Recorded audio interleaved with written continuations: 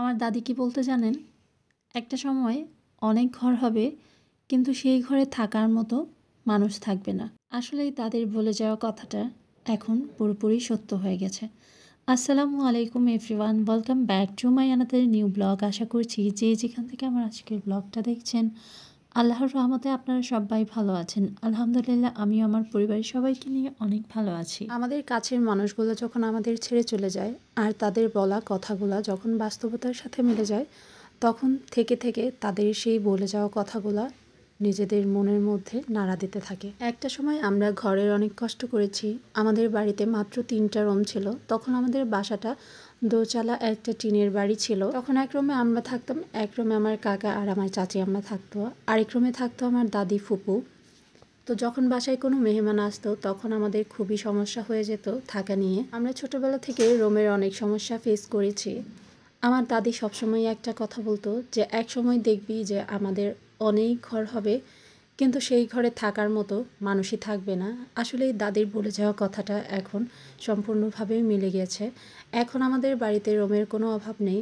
আমাদের দোতলায় একটা ফ্ল্যাট, আমার ফুপুর 3তলায় ফ্ল্যাট, আমার চাচিরা এখন নিচে থাকে। ইনশাল্লাহ তারাও ওপরে 4তলাতে ফ্ল্যাট করবে তাদের নিজেদের। আর প্রতিটা ফ্ল্যাটেরই কিন্তু 3টা করে বেডরুম, সাথে ড্রয়িং ডাইনিং তো আছেই। আজকে যে ফ্ল্যাটটা আপনাদেরকে ঘুরে দেখাচ্ছি এটা হচ্ছে আমার ফুপুর ফ্ল্যাট।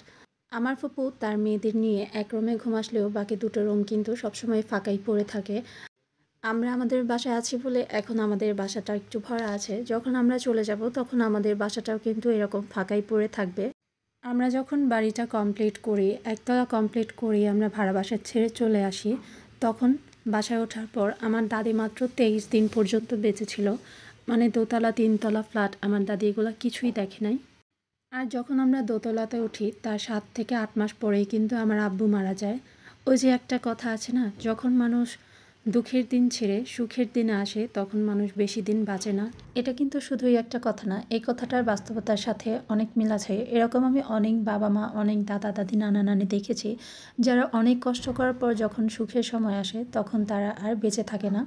দাদি আব্বু তাদেরকে হারানোর কষ্ট সবসময় আমরা ফিল করি।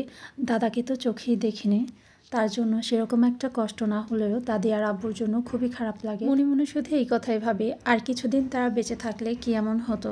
কিন্তু যার যখন যাওয়ার সময় হবে তখন তো তাকে যেতেই হবে। সবার মায়া, এই পৃথিবীর মায়া ত্যাগ করে তাকে আর কোনোভাবে কোনো কিছু দিয়েও বেঁধে রাখা সম্ভব না। এটা আমাদের সবাইকে মেনে নিতে হবে। সবাই আমার দাদি আর আব্বুর জন্য দোয়া করবেন। যাই হোক, আজকে এই সুখের দিনে দুঃখের গল্প আর নাই করি। আজকে আমার ফুফাতো বোনকে দেখতে ছেলেপক্ষ আসবে, সে কারণে আমার ফ্ল্যাটটা খুব সুন্দর করে সাজিয়ে গুছিয়ে রেখেছে। একটা রুম যদিও অগোছালো, সেই রুমে সবাই বসেছিল। মেহমান আসার আগে সেই রুমটাও ক্লিন করে রাখা হবে। মেহমান আসার কথা ছিল দুপুরে, কিন্তু তাদের বিয়ের দাওয়াত থাকাতে তারা দুপুরে আসবে না, রাত্রে আসবে। সব কিছু আম্মা আগে থেকেই ক্লিন করে রেখেছে। আর রান্নাবান্নার আয়োজন বিকেল থেকে শুরু করবে, যেহেতু ওনারা রাতে আসবে। এত আগে রান্না করে রাখলে খাবারগুলো এমনিতেও কিন্তু ঠান্ডা হয়ে যাবে। আর যেহেতু শীতকাল, ঠান্ডা ঠান্ডা খাবার খেতে তেমন একটা ভালোও লাগে না। আমার আম্মা অনেক বেশি গোছালো, সবসময় সব কিছু গুছিয়ে রাখার চেষ্টা করে। দুপুর হয়ে গেলে আমরা সবাই খাওয়া দাওয়া সেরে নিই। আর যখন রাত প্রায় 8:30 বাজে তখন কিন্তু মেহমানও চলে এসেছি। এই যে চিংড়ির মালাইকারিটা দেখছেন, এটা আমার আম্মা মানে আমার ফুপু নিজের হাতে করে রেখেছিল মেহমানদের জন্য। এখন শুধু আমি খাবারগুলো গরম করে দিচ্ছিলাম। আর এখানে হচ্ছে কাবাবটা ভেজে নিচ্ছি। কাবাবটা একটু গরম গরমই ভেজে দিচ্ছি। এটা কিন্তু আগে থেকেই তৈরি করে রাখা হয়েছিল, আমি এখন শুধু ভেজে নিচ্ছি। আর এদিকে আমি চিকেন রোস্টটাও করে নিয়েছিলাম। আমার হাতের এই চিকেন রোস্টটা আমাদের বাড়ির সবাই অনেক বেশি পছন্দ করে।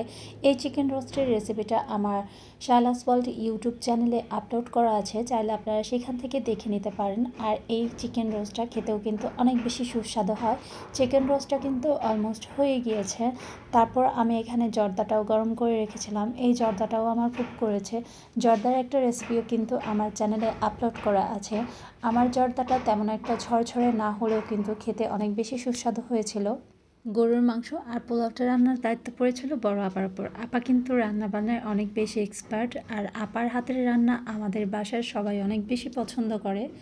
রান্না বান্না তো সব কমপ্লিট, আর অলরেডি মেহমানদেরকে খাবার দাবারও সার্ভ করে দেওয়া হয়েছে। যেহেতু তারা আমাদের জন্য এখনও নতুন আর একেবারেই অপরিচিতই বলতে পারেন, প্রথমবার তারা আমাদের বাসায় এসেছে, সে কারণে তাদেরকে আর আমি সামনে থেকে গিয়ে ভিডিও করি নাই। একেবারে তাদের খাওয়া দাওয়া শেষ হয়ে গেলে তারা যখন বাসা থেকে চলে গিয়েছে এবং আমাদের বাড়ির সবাই যখন খেতে বসেছে তখনই আমি ভিডিওটা করেছিলাম।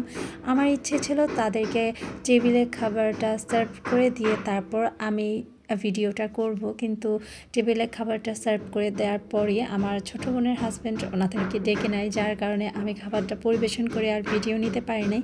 আমার বোনকে দেখে আলহামদুলিল্লাহ তারা সবাই অনেক বেশি পছন্দ করেছে। আর অলরেডি কিন্তু 17 তারিখে আমার বোনের কাবিনও হয়ে গেছে। ইনশাল্লাহ খুব শীঘ্রই কিন্তু আমি আপনাদের সাথে আমার ছোটো বোনের কাবিনের ভিডিওটা শেয়ার করব। আমাদের প্রতিবেশীদের বাড়ি নির্মাণের কাজ চলছে, যার কারণে আমি ভয়েস ওভারিং করতে গেলে বাহিরের যে সাউন্ডটা সেটা আমার ভয়েস ওভারেও চলে আসে, সেটা আপনারা একটু ইগনোর করার চেষ্টা করবেন। আশা করছি আমার আজকের ব্লগটা আপনাদের কাছে ভালো লেগেছে।